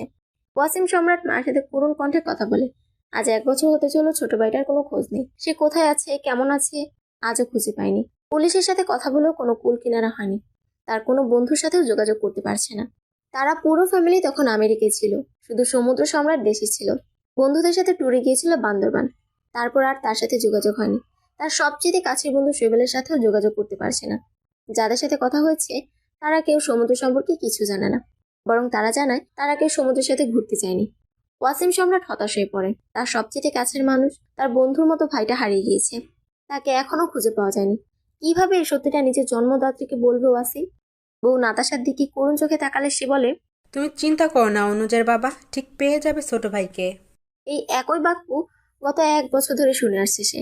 তাও কথাটা যেন আরেকটু ভরসা, আরেকটু শান্তি পায়। মনে মনে আল্লাহর কাছে দোয়া করে তার ভাই যেখানেই থাকুক যেন সুস্থ সবল থাকে, তার যেন কিচ্ছু না হয়। তবে সমুদ্র সম্রাট কি সত্যিই সুস্থ আছে? সত্যি কি সে আবার ফিরে আসবে নিজের আপন নীড়ে, যেখানে তার জন্য অপেক্ষা করছে বেশ কয়েকটা প্রাণ? বিয়ে বাড়ির সকাল, অথচ মাথা ব্যথার জন্য তুহা মাথা তুলতে পারছে না। হঠাৎ এত মাথা ব্যথার কারণ উদ্ঘাটন করতে পারেনি সে। রুমের আশেপাশে কেউ নেই, শৈবাল কোথায় জানা নেই তার। ঘুম থেকে ওঠার পর থেকে তার চেহারা দেখেনি। তুহা কোনো রকমে উঠে গোসল করে আবার এসে শুয়ে পড়ে। নিজের বাড়ির মানুষগুলোকে খুব মিস করে। তার এমন মাথা ব্যথা থাকলে নিজের সেবা করার জন্যই দুজন আলাদা মানুষ থাকতো, আর এখানে একজন মানুষকেও খুঁজে পাওয়া মুশকিল। দীর্ঘশ্বাসের সাথে এক ফোঁটা পানি গড়িয়ে পড়ে। পানি গড়িয়ে পড়ার আগেই মুছে নেয় সে। দুর্বলতা প্রকাশ করতে চায় না সে। মাথা ব্যথা নিয়ে কাতরাতে ঘণ্টাখানেক পরে রুমে এসে শুইবার। তার সারা শরীর ঘামে ভিজে আছে, হয়তো কাজে ব্যস্ত ছিল। সে রুমে ঢুকে তুহাকে শুয়ে থাকতে দেখে অবাক হয়ে বলে, কি ব্যাপার, এখনো শুয়ে আছো কেন? উঠে নাস্তা করবা কখন? জবাব দেওয়ার প্রয়োজন মনে করে না তুহা। চুপচাপ চোখ বন্ধ করে নেয়। তুহার কাণ্ডে মেজাজ কিছুটা খারাপ হয়ে যায় শৈবালের। তারপরও নিজের রাগ কন্ট্রোল করার চেষ্টা করে তুহার পাশে বসে মাথায় হাত দেয়। নরম স্বরে বলে, মাথা ব্যথা করছে তোমার? খুব বেশি খারাপ লাগছে? তুহা বিড়বিড় করে আওড়ায়, আমার এসব কোলাহল সহ্য হয় না, আমি বাড়ি যাব, আমাকে প্লিজ বাড়িতে পৌঁছে দেন। শৈবালের নিজেকে অসহায় মনে হয়। একদিকে এত ক্লোজ বন্ধুর বিশেষ দিন, আরেকদিকে মেয়েটা বাড়ি যেতেছে। কি করা উচিত তার? এভাবে কিভাবে চলে যাবে? জিহাদও বা কি ভাববে? সব ভাবনা একসাথে মাথায় আসতেই বিরক্ত হয়ে উঠে দাঁড়ায় শৈবাল। তুহাকে কিছু না বলে প্রস্থান করে সেটা হতে।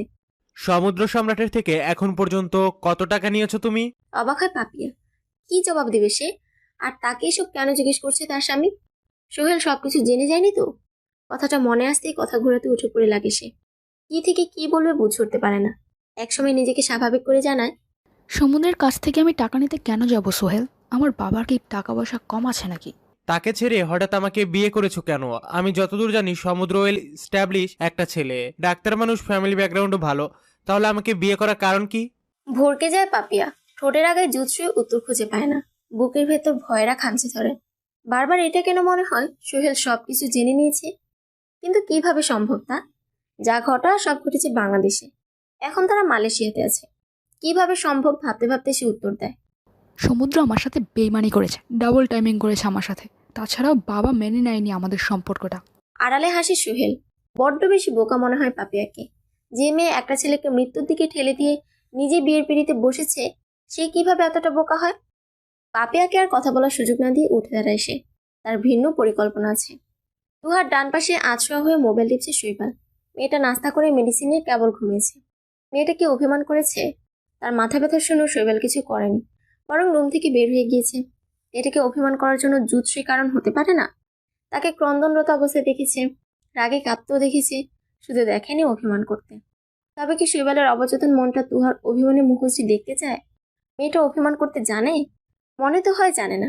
এসব বোটাবাটা ভাবতে ভাবতে ফোন বসায়। ওই পাশের মানুষটা ফোন রিসিভ করতে সে আওড়ায়, ওই দিকের কি খবর? সব ঠিকঠাক আছে?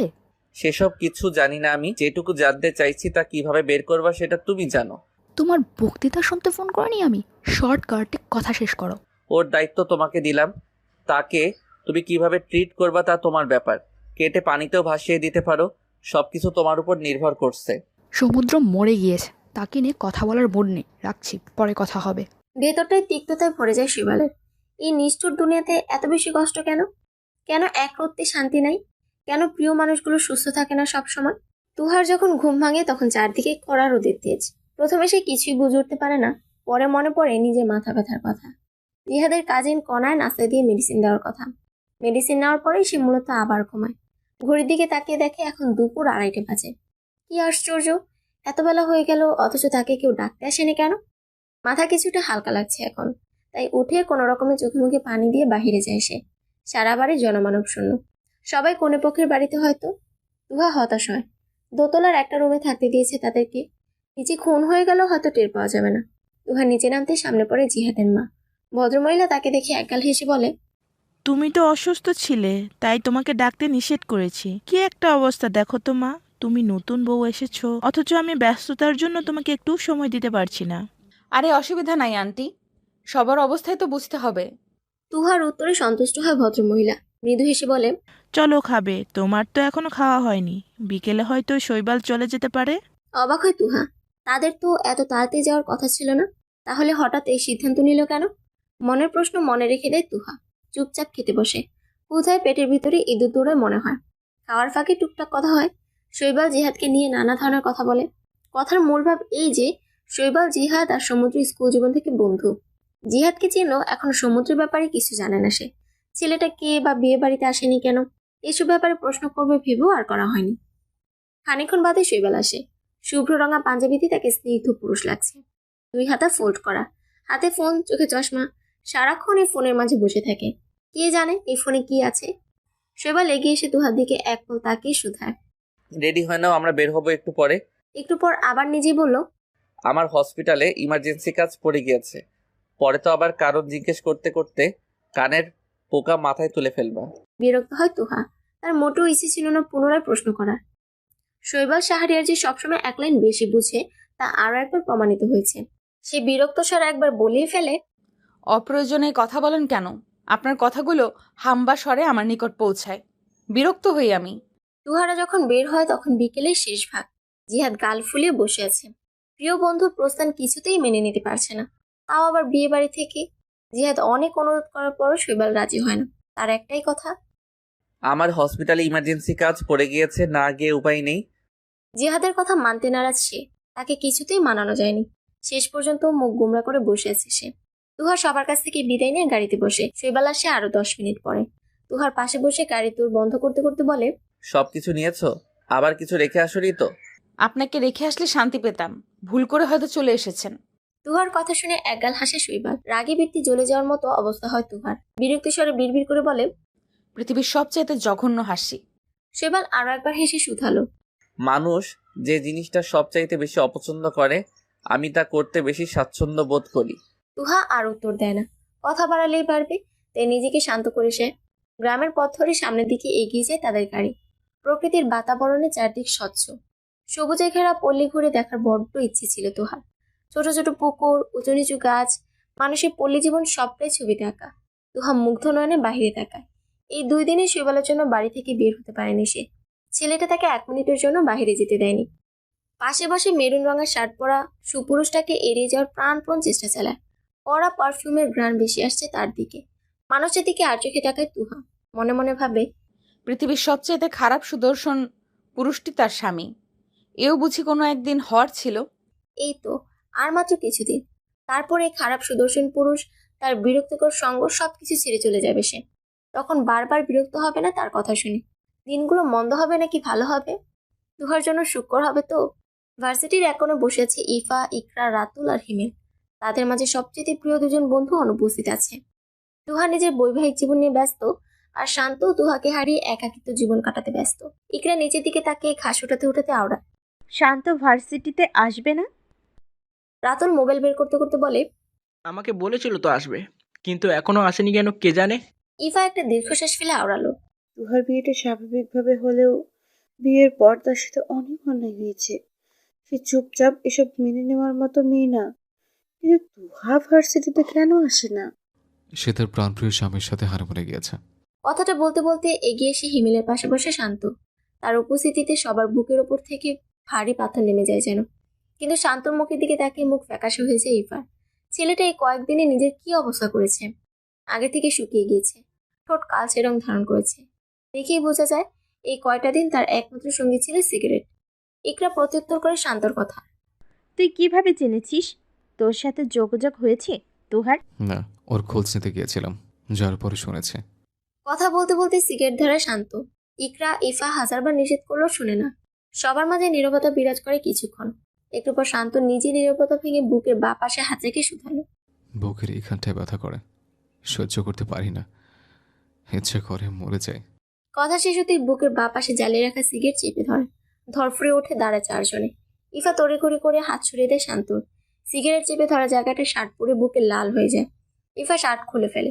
সহ্য করতে না পেরে একসময় ফুফিয়ে কেঁদে ওঠে ইফা, ইকরা 2 জনে। হিমেল উঠে বরফ এনে দেয়। নীরব থাকে কেবল এত কিছু ঘটানো পুরুষটা। রাতুল ইচ্ছা মতো বকাবকি করে শান্তকে। 4 বন্ধুরই অভিমান হয় তুহার উপর। তুহার যখন ঘুম ভাঙে তখন নিজেকে শৈবালের কামরা আবিষ্কার করে। গাড়িতে কখন ঘুমিয়ে পড়েছে একদম টের পায়নি। এখন নিজেকে রুমে দেখে সামান্য অবাক হয়। কে এনেছে তাকে? শৈবাল শাহরিয়ার? এই দ্যামাকি পুরুষ তাকে কামরায় নিয়ে এসেছে। আড়মোড়া ভেঙে সামনে তাকাতে চোখে পড়ে শৈবালকে। ছেলেটা সোফার এক কোণে বসে ল্যাপটপে কোনো একটা কাজে ব্যস্ত। তার দিকে খেয়াল নেই। তুহা মাথার নিচে এক হাত থেকে পূর্ণ দৃষ্টিতে শৈবালের দিকে তাকা। ডাক্তার প্রফেশনটা তার বরাবরই পছন্দের ছিল। নিজে মেডিকেলে ভর্তি পরীক্ষা দিয়েও টিকেনি। যখন শুনেছে তার স্বামী ডাক্তার, তখন খুশি হয়েছিল। অথচ তার ডাক্তার স্বামীর রূপ দেখে সে প্রথমে বাক্রুদ্ধ হয়েছে। শৈবালের প্রথম দিনের আচরণ আজও ভুলেনি সে। তার সাথে হওয়া ছোট বড় সকল অন্যায় শাস্তি সে শৈবালকে দিবে। কানের ওপর গরম নিঃশ্বাস পড়তে চমকে উঠে তুহা। পেছনে ফিরে তাকানোর সুযোগ পায় না। তার আগে শৈবাল তাকে পেছন থেকে জড়িয়ে ধরে 2 হাত আটকে দেয়। আপন ভাবরে মত থাকা শৈবাল কখন উঠে এসেছে খেয়াল করেনি। তুহা কঠোরভাবে শুধালো, ছাড়ুন আমাকে। বারবার একই কাজ করতে লজ্জা করে না আপনার? শৈবাল তুহার কানের কাছে আস্তে কামড় দেয়। শিউরে ওঠে মেয়েটা। ছেলেটা আস্ত একটা ফাজিল। তাকে পুনরায় প্রশ্ন করে, কোন কাজের কথা বলছো তুমি? নিজেকে প্রশ্ন করেন। এখন পর্যন্ত যতবার আমাকে স্পর্শ করেছেন, একবারও কি আমার অনুমতি নিয়েছেন? অনুমতি নেওয়ার জন্য যেদিন তুমি থাকবে না সেদিন নিতে আসবো।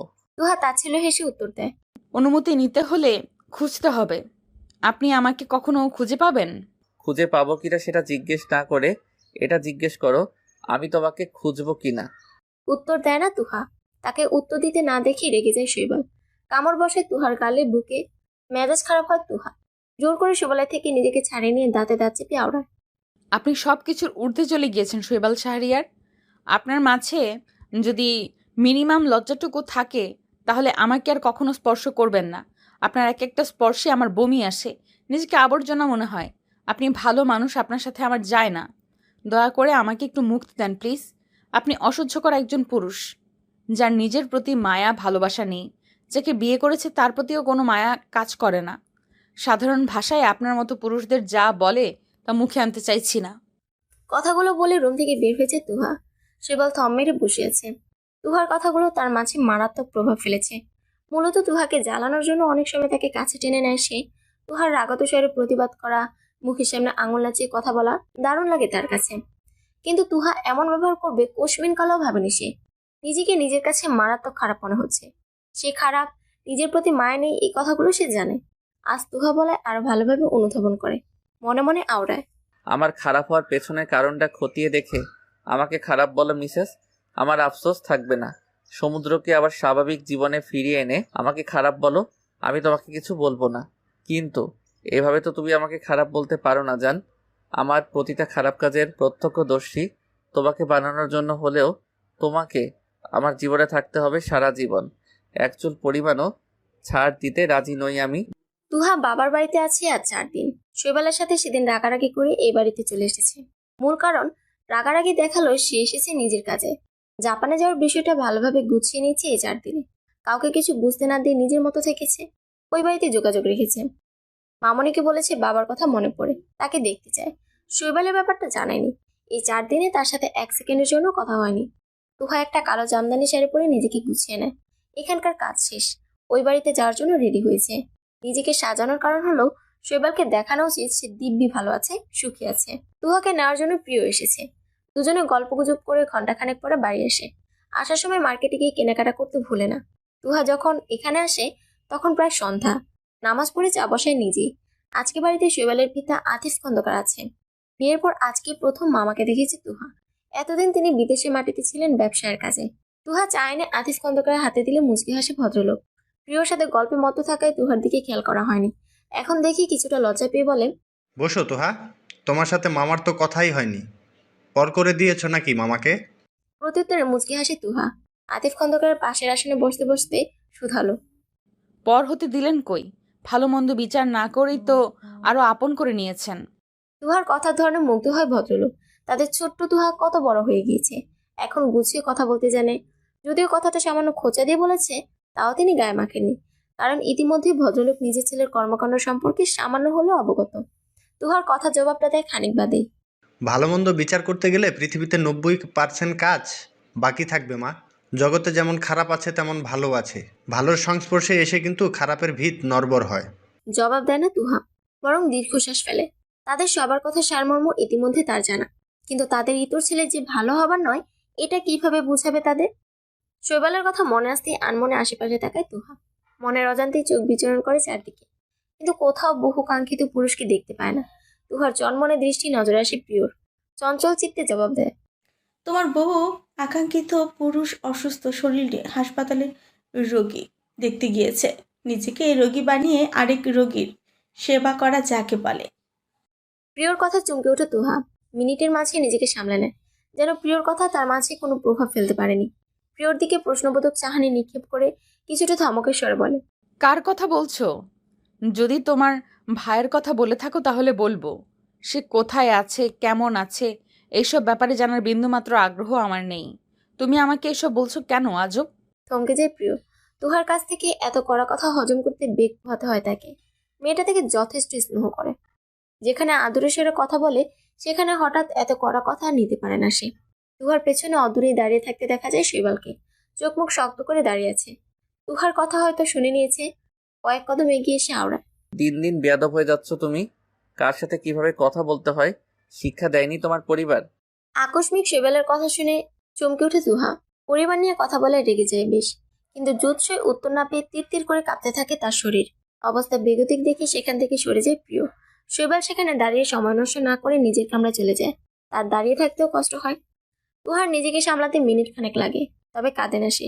এতদিন পরে এসে শৈবালের আক্রমণাত্মক কথার বাণী এত দ্রুত পড়তে হবে বুঝেনি সে। রাতে খাওয়ার সময় সবাইকে টেবিলে দেখা যায়, এর মাঝে তুহা আর রুমে যায়নি, যার ফলে শৈবালের সাথে আর দেখা হয়নি। শৈবাল নিচে এসে চেয়ার টেনে বসে। তার এক পাশে আতিফ খন্দকার, অন্য পাশে চেয়ারটা অবহেলায় পড়ে আছে। অপোজিট পাশে প্রিয় বসা। তুহা আর আফসানা বেগম সবকিছু এগিয়ে দেয়। একসময় বিরক্ত হয়ে শৈবাল বলে, মম, আমাদের কিছু লাগলে নিয়ে খেতে পারবো, তুমি খেতে বসো। আর চোখে এক নজর তুহাকে পরখ করে কথাটা শুধালো শৈবাল। তুহার এসবে ধ্যান নেই। মেয়েটা প্রিয়র প্লেটে খাসির মাংস তুলে দিতে ব্যস্ত। আফসানা বেগম তার হাত টেনে ধরে শৈবালের পাশে বসিয়ে দিতে গেলে তুহা বলে, আমি এখানে বসবো না, তুমি বসো, আমি পরে খাবো।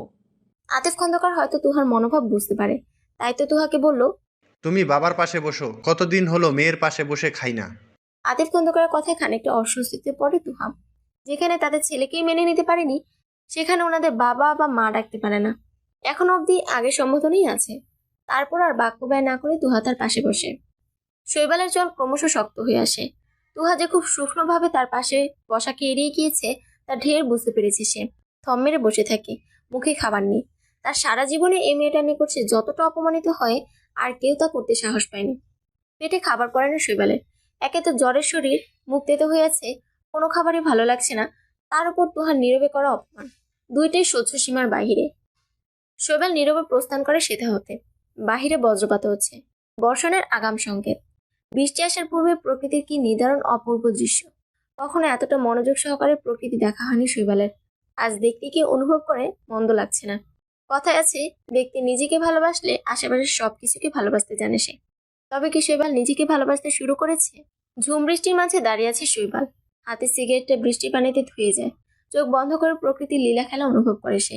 শরীরের জ্বর ব্যথা কিছু মাথায় নেই। মেয়েলি কণ্ঠস্বরে হঠাৎ চমকে উঠে সে। পেছনে তাকিয়ে দেখে তুহা দাঁড়িয়ে। কালো জামদানিতে অপূর্ব লাগছে মেয়েটাকে। এতক্ষণে ভালো করে লক্ষ্য করেছে তাকে। এলোমেলো চুলগুলো ক্লিপ দ্বারা আটকে রাখা। ছোট বড় কিছু চুল বাতাসে উড়ে বেড়ায়। মুখে হালকা প্রসাধনীর ছোঁয়া। ঘোর লেগে যায় শৈবালের। এগিয়ে যায় তুহার দিকে। এগিয়ে যেতে নিলে তার মনে পড়ে তুহার বলা সেই হৃদয় বিদারক কথাগুলো। দ্রুত সামলে নেয় নিজেকে। চাউনির নিচে দাঁড়িয়ে আছে মেয়েটা। সে এগিয়ে যেতেই বলল, আমাকে মামুনি ডাকছে। জ্বরের তার ক্রমশ বেড়েই চলেছে তার শরীরে। এদিকে আবার তুহার আগুন ঝরানো রূপ। কোনোটাই সামলাতে না পেরে মুখ ফুসকে বলে ফেলে, মম ডাকছে, তুমি ডাকোনি? আমি ডাকার কথা কেন ডাকবো? ভালোবেসে। শৈবালের কথা মুচকি হাসে তুহা। আরো একবার মুগ্ধ হয় শৈবাল। তুহার মুখ থেকে বের হয় আরো একটা হৃদয় নিংড়ে দেওয়ার মতো কথা। আমি মোমবাতি নই মিস্টার শৈবাল শাহরিয়ার। মোমবাতিরা নিজেকে পুড়িয়ে অন্যকে আলোকিত করে, আর আমি অন্যকে জ্বালিয়ে নিজেকে আলোকিত করি। সবাই ধরে নিয়েছে আপনার জীবনে মোমবাতি আমি, কিন্তু আপনার ধরে নেওয়া উচিত আমার জীবনের মোমবাতি আপনি। আপনাকে জ্বালিয়ে পুড়িয়ে আমি আলো নিব। আপনি আমাকে স্বার্থপর হতে বাধ্য করেছেন। রাত প্রায় 2টা বাজতে চলল। তুহা পড়ার টেবিলে বসে আছে। এতদিনের পড়া গুছিয়ে নেয় কিছুটা। কালকে ভার্সিটি যাওয়ার ইচ্ছে আছে। শৈবাল তখন ছাদ থেকে এসে চেঞ্জ করে এই ঝুম বৃষ্টির মাঝেই বের হয়েছে। কোথায় গিয়েছে কেউ জানে না। তুহা অবশ্য জানার চেষ্টাও করেনি। এখনো বাড়িতে ফিরেছে কিনা জানা নেই তার। বই খাতাগুলো একপাশে ঠেলে রেখে উঠে দাঁড়ায় সে। প্রচন্ড ঘুম আসতেছে তার। স্টাডি রুম আর তাদের রুমের দূরত্ব অল্প একটু। তুহা রুমে ঢুকে লাইট জ্বালায়। আশেপাশে নজর দিতে গেলে চোখে পড়ে শৈবালকে। বেডের এক কোণে গুটিসুটি মেরে শুয়ে আছে। শরীর কাঁপছে থরথর করে। তার অবস্থায় বেগতিক দেখে চমকে যায় তুহা। দ্রুত পায়ে এগিয়ে শৈবালের গায়ে হাত দিতেই আরেক দফা চমকে ওঠে সে। জ্বরে সারা শরীর পুড়ে যায় যেন। কপালের একপাশে ছোট্ট একটা ব্যান্ডেজ উঠিয়ে দিচ্ছে। কখন কিভাবে আঘাত পেয়েছে কে জানে। তুহা একবার ভাবে মামুনিকে ডেকে নেবে। পরক্ষণে সেই চিন্তা বাদ দিয়ে ওয়াশরুমে গিয়ে মগে করে পানি এনে একটা রুমাল দিয়ে জল পট্টি দেয় শৈবালকে। ফ্রিজ থেকে খাবার বের করে হালকা কিছু খাবার খাইয়ে দিয়ে ওষুধ দেয় তাকে। খেতে চায় না শৈবাল। বিরক্ত হয়ে তুহার হাত সরিয়ে দিতে চায়। তুহাও মেনে নেওয়ার পাত্রী নয়। শৈবালকে একটা ধমক দিতে ছেলেটা অবাক হয়ে তার দিকে তাকায়। তুহা কোনো রকমে তাকে ওষুধ খাইয়ে দিয়ে এসিটা বন্ধ করে কাঁথায় গিয়ে দেয় শৈবালকে। শৈবালের অবস্থা দেখে কান্না আসে তুহার। নিজেকে সামলে শৈবালের মুখের দিকে তাকায়। ছেলেটার গোলাপি ওষ্ঠদয় তীর তীর করে কাঁপছে। সে কি কিছু বলতে চাই তুহাকে? প্রশ্নটা মনে উদয় হতে এগিয়ে যায় তুহা। শৈবালের এলোমেলো চুলের পাশে আঙুল গুলে ফিসফিস করে শুধালো, আঘাত পেয়েছেন কিভাবে শৈবাল শাহরিয়ার? শৈবাল চোখ পিটপিট করে তাকায় তুহার দিকে। কি নিষ্পাপ চাহানি ছেলেটার। বুকের ভেতর ধপ করে ওঠে তুহার। শৈবাল শুকিয়ে কাঠ হয়ে যাওয়া ওষ্ঠদয় ভিজিয়ে নিয়ে বলে, একটু ছুঁয়ে দাও মিসেস। সমুদ্র তার সবচাইতে প্রিয় বন্ধুটাকে কিভাবে আঘাত করেছে দেখো। তুমি ছুঁয়ে দিয়ে ব্যথা কমে যাবে। আরো একবার সমুদ্রের নাম শুনে ভ্রুকুচকে তুহা। কে এই সমুদ্র? শৈবালকে আঘাত করার কারণ কি? তাও যদি হয় প্রিয় বন্ধু। তুহা শৈবালের দিকে তাকিয়ে তার সমস্ত প্রশ্ন উগলে দেয়। আপনি সমুদ্র ভাইয়ের প্রিয় বন্ধু হলে সে আপনাকে আঘাত করবে কেন? সে কোথায় আছে? আপনাদের মাঝে কি ঝগড়া হয়েছে? তুহার কথা জবাব দেয় না শৈবাল। বিড়বিড় করে কিছু একটা বলতে থাকে। তুহা নিজেকে শৈবালের আরো নিকটে নিয়ে গিয়ে মুখের কাছে কান দিলে শুনতে পায় কিছু অস্পষ্ট কথা। তুই আমাকে যতবার খুশি আঘাত কর, আমি একটু রাগ করব না তোর উপর। তাও তুই দ্রুত সুস্থ হয়ে যা। আমি যার এসব মানসিক অশান্তি নিতে পারছি না। তুই প্লিজ ফিরে আয়।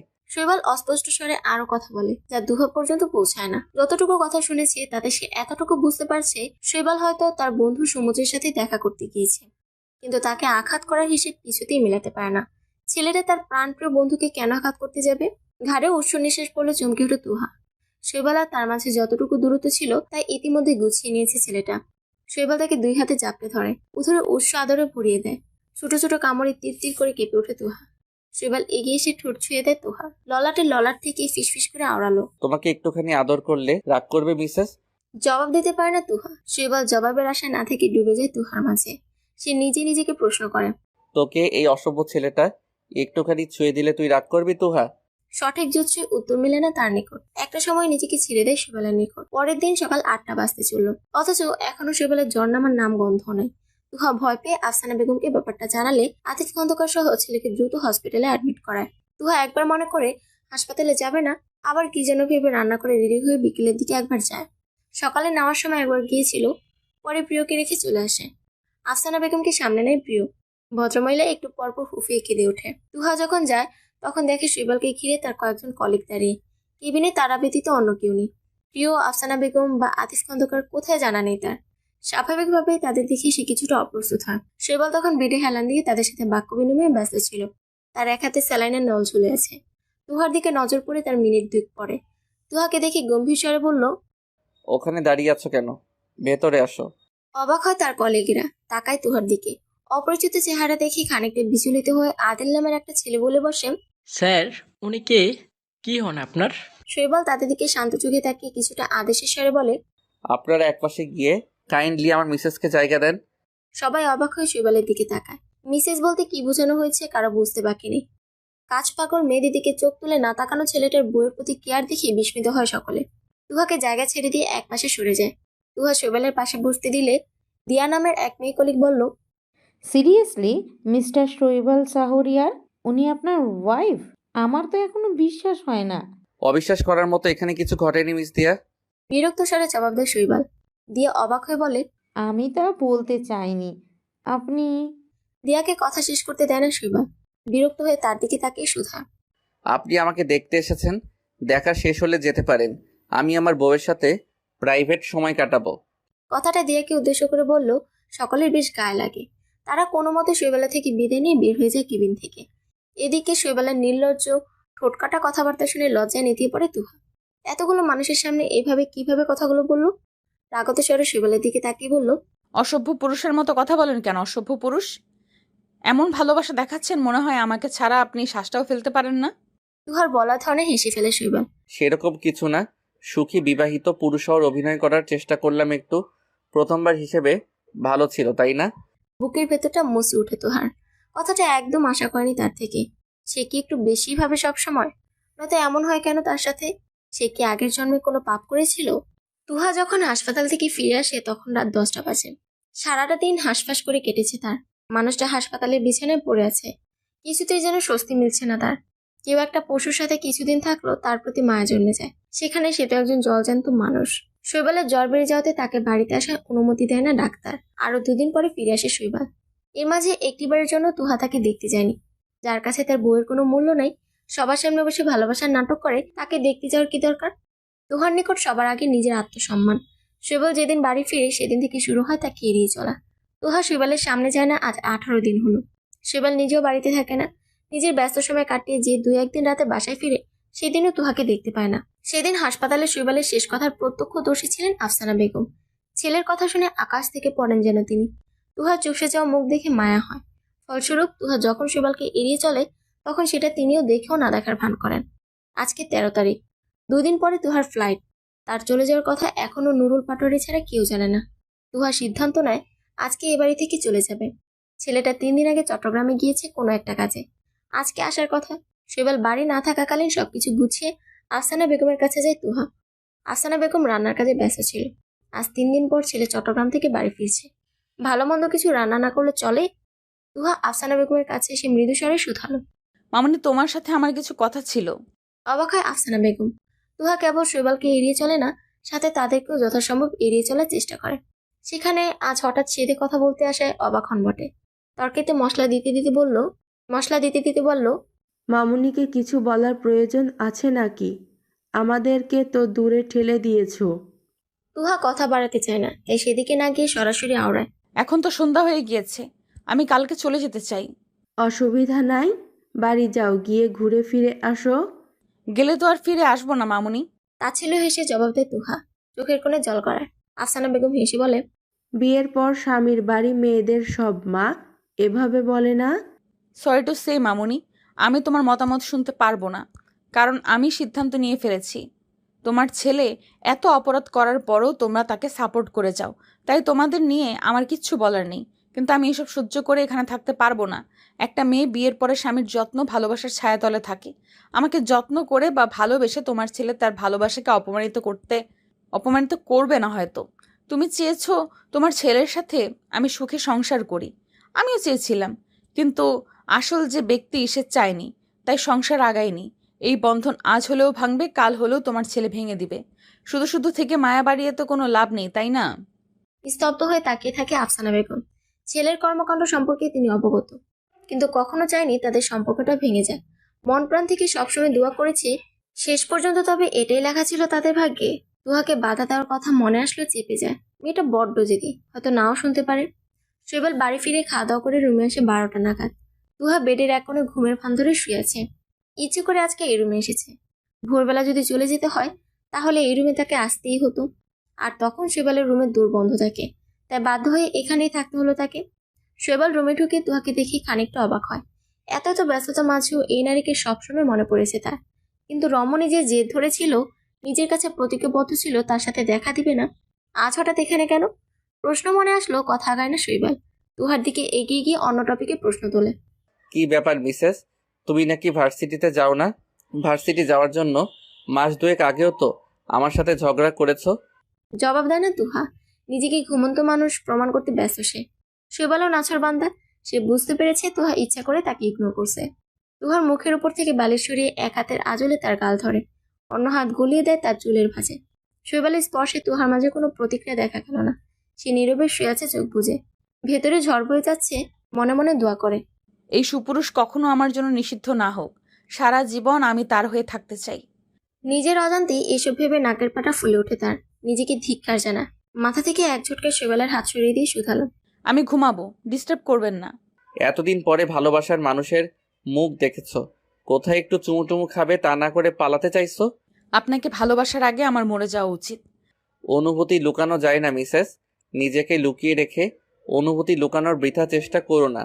চমকে ওঠে তুহা। এভাবে কথা বলছে কেন শৈবাল? সে কি কিছু জানতে পেরেছে? তার কেন বারবার এটা মনে হয় শৈবাল সবকিছু জানে? কেন মনে হয় শৈবাল তাকে ফলো করে সবসময়? তুহা নিজেকে লুকাতে ব্যস্ত হয়ে পড়লে শৈবাল বাধা দেয় তাকে, আগলে নেয় বুকের মাঝে।